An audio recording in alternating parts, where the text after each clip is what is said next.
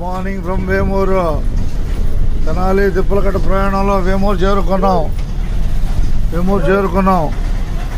Tippalakatta bus Vemuru చేరుకున్నాం. రాబోయే బట్టిపోలు వెళ్దాం. తిప్పలకట్ట కొల్లూరు అయితే వెళ్తుంది. కొల్లూరు వెళ్తుంది. వెల్టూరు వెళ్దాం. తిప్పలకట్ట గాజు ఉంటాయి.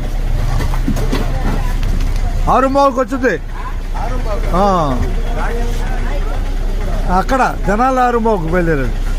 10 నిమిషాలు పెరుముడి మీద వచ్చింది. పెరుముడి వెల్టూరు దిగండి.